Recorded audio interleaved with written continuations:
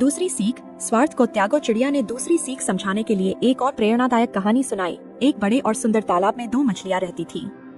उनमें से एक बहुत स्वार्थी थी और हमेशा अपने बारे में सोचती थी। उसे बस अपनी ही चिंता रहती थी और वह दूसरों की परेशानियों से कभी कोई मतलब नहीं रखती थी। दूसरी मछली दयालु और मिलनसार थी। वह हमेशा तालाब की अन्य मछलियों की मदद करती थी और सबके साथ मिलकर रहना पसंद करती थी। एक दिन तालाब का पानी धीरे धीरे सूखने लगा। यह देखकर सभी मछलियां चिंतित हो गईं। दयालु मछली ने सबको इकट्ठा किया और कहा, हमें मिलकर कोई उपाय निकालना होगा ताकि हम सबकी जान बच सके।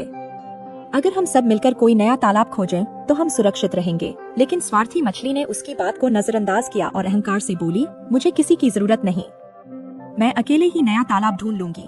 और वह अकेले ही तालाब से बाहर निकल पड़ी। रास्ते में वह एक शिकारी के जाल में फंस गई। वह जितना भी छटपटाई, लेकिन अब कुछ नहीं हो सकता था। उधर दयालु मछली ने बाकी मछलियों के साथ मिलकर एक नया तालाब खोजा। वे सब एक साथ उस नए तालाब में चली गईं और सुरक्षित रहीं। चिड़िया ने गांव वालों की ओर देखकर कहा, अगर हम केवल अपने बारे में सोचेंगे तो हम जल्दी ही अकेले और असहाय हो जाएंगे। लेकिन अगर हम मिलजुल कर काम करेंगे तो हम सबकी भलाई होगी और हम एक खुशहाल जीवन बिता पाएंगे। समाज और परिवार में सबका साथ ही असली सुख है। गांव के लोग अब ध्यान देने लगे थे कि उनके झगड़ों और समस्याओं की जड़ कई बार स्वार्थ ही होती थी। उन्होंने महसूस किया कि अगर वे मिलकर रहें और एक दूसरे की मदद करें तो उनका जीवन पहले से कहीं बेहतर हो सकता है।